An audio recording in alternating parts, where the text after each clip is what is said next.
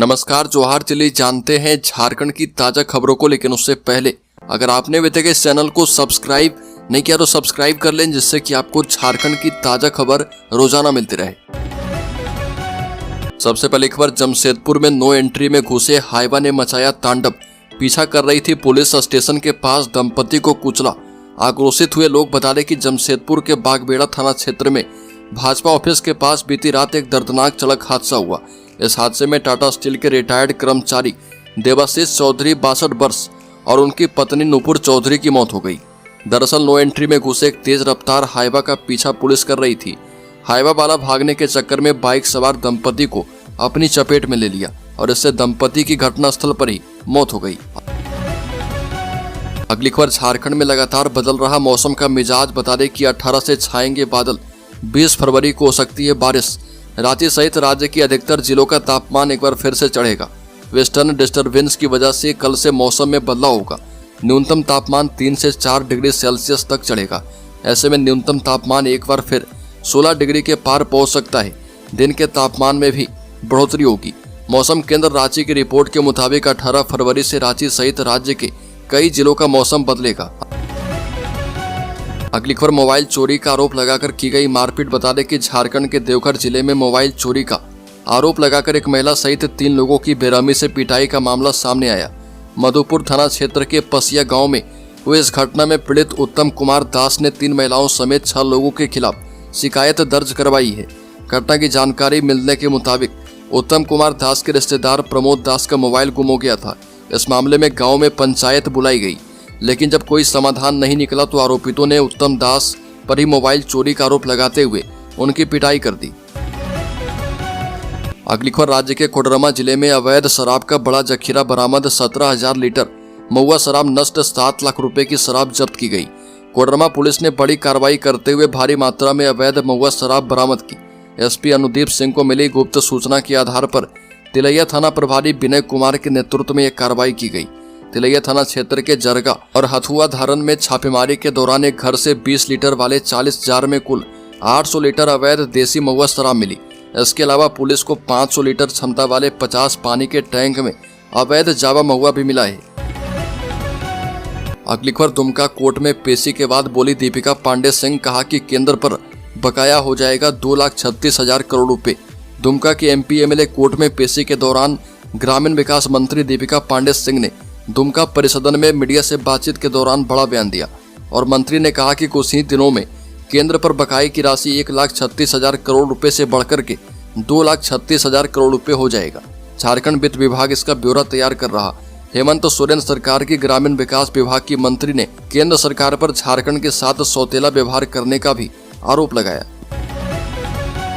लिखवर, झारखंड में इस दिन से मिलेगी मैया सम्मान योजना की राशि अब जल्द हो जाएगा बकाया किस्तों का भुगतान। बता दें कि झारखंड सरकार के द्वारा शुरू की गई मैया सम्मान योजना के लाभुकों को बड़ी खुशखबरी मिल सकती है।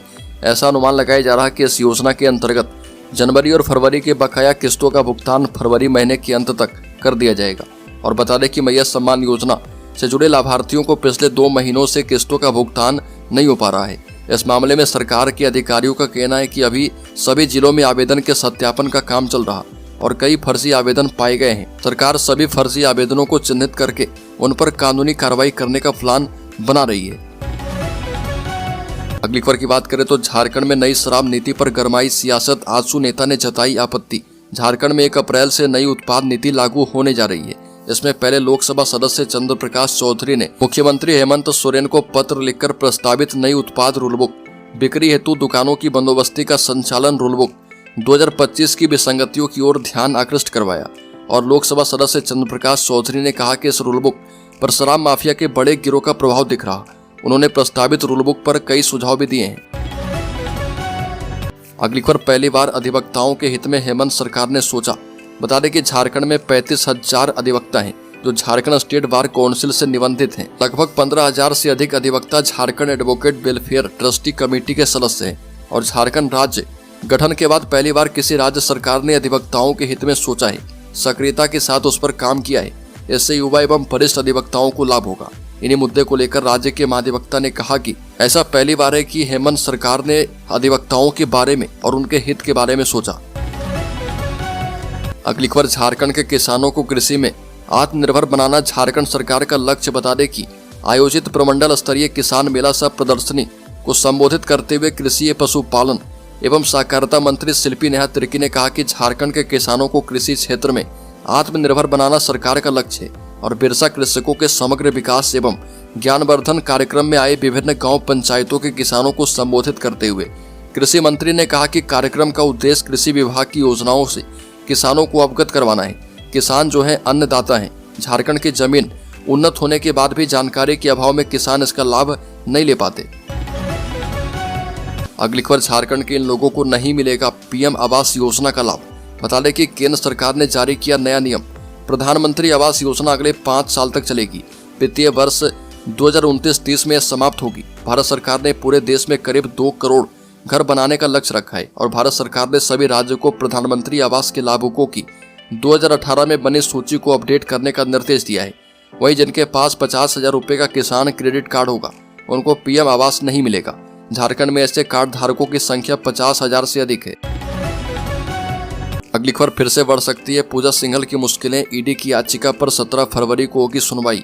मनरेगा घोटाले की राशि की मनी लॉन्ड्रिंग की आरोपित आईएएस अधिकारी पूजा सिंघल की निलंबन वापसी के बाद भी मुश्किलें कम होती नजर नहीं आ रही है।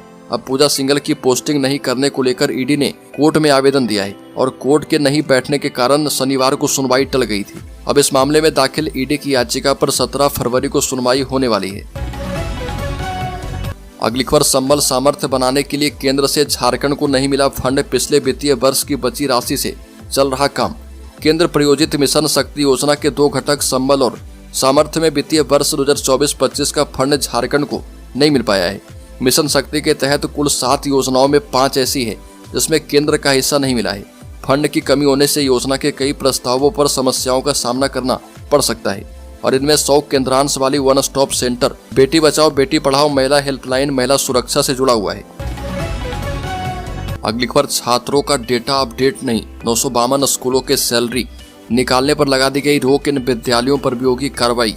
U++ पोर्टल पर छात्रों का डेटा अपलोड नहीं होने पर रांची जिला शिक्षा विभाग ने स्कूलों के प्रति नाराजगी जाहिर की है। विभाग ने शनिवार को स्कूलों को पत्र जारी कर कहा कि 6 महीने के दौरान कई बार कार्यादेश दिया गया लेकिन डेटा अपलोड नहीं किया गया। इस पर 952 स्कूलों के फरवरी महीने के वेतन निकासी पर रोक लगा दी गई है। इनमें शिक्षा विभाग के द्वारा संचालित 865 और गैर मान्यता प्राप्त अल्पसंख्यक 87 स्कूल हैं। अगली खबर, झारखंड में नए कांग्रेस प्रभारी के लिए आसान नहीं। झारखंड की राह कई चुनौतियों से होगा निपटना। कुछ दिन पहले दिल्ली में कांग्रेस के नेता राहुल गांधी और राष्ट्रीय कांग्रेस अध्यक्ष मल्लिकार्जुन खड़गे ने झारखंड कांग्रेस के नेताओं और मंत्रियों से मुलाकात की थी। इस मुलाकात के कुछ दिन बाद ही झारखंड में बड़ा बदलाव हुआ। कांग्रेस ने के राजू को झारखंड का नया प्रभारी बना दिया है। झारखंड में प्रदेश कांग्रेस के नए प्रभारी के राजू के सामने बड़ी चुनौती पार्टी में अनुशासन को बनाए रखने की है। प्रदेश मुख्यालय से लेकर जिलों तक में बड़े पैमाने पर बदलाव होने हैं और जाहिर सी बात है कि ऐसे बदलाव से कई प्रकार के विरोध जन्म लेंगे। अगली खबर, मुआवजे की मांग को लेकर लातेहार NH39 किया जाम। ट्रेलर की टक्कर से घायल होटल मालिक की मौत। झारखंड के लातेहार में दर्दनाक घटना में प्रिंस होटल के मालिक उपेंद्र राम की मौत के बाद परिवार ने मुआवजे की मांग को लेकर राष्ट्रीय राजमार्ग 39 को जाम कर दिया। होटल के बाहर पानी का छिड़काव करते समय एक ट्रेलर की टक्कर से गंभीर रूप से घायल हो गए थे। उपेंद्र की शाम रांची में इलाज के दौरान मौत हुई। मृतक की पत्नी गुड़िया देवी और मां गायत्री देवी ने बताया कि उपेंद्र परिवार के एकमात्र कमाऊ सदस्य थे। 3 छोटे बच्चों के पिता की मौत से परिवार की आर्थिक स्थिति गंभीर हो गई है। अगली खबर, हजारीबाग में 13 साल की मासूम से दुष्कर्म। सौतेले पिता ने ही बनाया हवस का शिकार। 2 महीने की प्रेगनेंसी से हुआ खुलासा। आरोपी को अरेस्ट किया गया है। हजारीबाग में सौतेले पिता ने अपनी 13 वर्षीय बेटी के साथ 1 साल तक रेप किया। मामला तब उजागर हुआ जब पीड़िता की मां उसे बीमार समझकर डॉक्टर के पास ले गई, जहां जांच में पता चला कि वो 2 महीने की गर्भवती है। आरोपी पिता मोहम्मद सज्जाद आलम 45 वर्ष बिलावल थाना क्षेत्र का रहने वाला है और वो सिलाई का काम करता है। पीड़िता की मां कैटरिंग में काम करती है। बच्ची ने पुलिस को बताया कि जब उसकी मां शादियों में रात को काम पर जाती थी तब आरोपी पिता उसके साथ रेप करता था। अगली खबर, भूमाफिया सक्रिय। लगातार बढ़ रहे भूमि विवाद के मामले। चतरा में सदर थाना क्षेत्र के शहरी एवं ग्रामीण क्षेत्रों में भूमि विवाद के मामले लगातार बढ़ रहे। प्रतिदिन भूमि विवाद के कारण थाने में लोग पहुंच रहे। हालांकि कुछ मामले में कार्रवाई होती है तो कई मामले महीनों तक फाइलों में ही सिमटे रहते हैं। बढ़ते भूमि विवाद के पीछे अंचल कार्यालय, पुलिस एवं भू माफिया की मिलीभगत को लोग मुख्य कारण मान रहे। कोई जमीन पर जबरन घर बनाने तो कोई चार दीवारी देने की शिकायत लेकर थाना पहुंचते हैं। कुछ मामलों में तो पुलिस गश्ती दल को भेजकर कार्रवाई की जाती है, जबकि कई मामलों में पुलिस भी सुस्त पड़ जाती है। अगली खबर, सीसीटीवी कैमरे की निगरानी में सीबीएसई बोर्ड की परीक्षा शुरू। गढ़वा जिला अंतर्गत 4 परीक्षा केंद्रों में सीबीएसई बोर्ड की परीक्षा शुरू हो गई है। परीक्षा हॉल में जाने से पहले सभी छात्रों की गहन जांच की गई। एसडीओ संजय कुमार बीएनटी संत मैरी स्कूल पहुंचकर इसका जायजा लिया। सभी जगहों पर शांतिपूर्ण और कदाचार मुक्त परीक्षा संपन्न हुई है। 10वीं बोर्ड की परीक्षा 18 मार्च और 12वीं बोर्ड की परीक्षा 4 अप्रैल तक चलने वाली है। 10वीं बोर्ड की परीक्षा में 1865 और 12वीं में 488 परीक्षार्थी इस बार शामिल हो रहे। अगली खबर, राज्य के हजारीबाग जिले में ड्राई जोन में बना दिए गए पीएम आवास वाले मकान लोग पीने के पानी को भी तरस रहे। पीएम शहरी आवास योजना के तहत हजारीबाग के कुलघट्टी में 288 फ्लैट बनाए गए हैं। 1 BHK फ्लैट 4 लाख में लोगों को दिए गए। सभी फ्लैट का आवंटन नगर निगम की ओर से की गई है, लेकिन अभी वहाँ करीब 150 से ऊपर फ्लैट में लोग रह रहे। पीएम शहरी आवास योजना में रह रहे लोगों की सबसे बड़ी समस्या ये है कि उन लोगों के पास पीने के पानी की कोई व्यवस्था नहीं है। इस आवास योजना के परिसर में कुल 9 बोरिंग करवाई गई है। इसमें एक बोरिंग के सहारे 150 से अधिक परिवार को पीने का पानी मिल पा रहा। अगली खबर, बैंक दे रही 2 लाख तक का लोन बिना गारंटी, समय पर भुगतान पर ब्याज भी शून्य। खेती, पशुपालन और मत्स्य पालन से जुड़े लोगों को बैंक के द्वारा किसान क्रेडिट कार्ड के माध्यम से सस्ते ब्याज दर पर लोन उपलब्ध करवाया जाता है।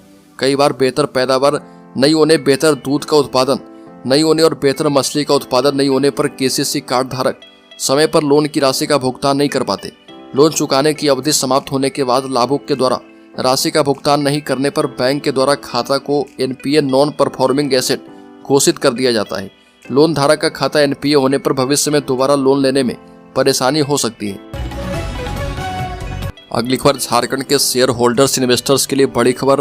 आज से फास्टैग के नए नियम लागू। National payment corporation of India NPCI ने टोल टैक्स और फास्टैग के नियमों को लेकर कुछ बदलाव किए हैं। इन बदलाव का उद्देश्य टोल टैक्स वसूली को आसान बनाना और टोल बूथ पर ट्रैफिक की आवाजाही को बेहतर करना है। यह नियम 17 फरवरी 2025 यानी कल से लागू हो जाएंगे।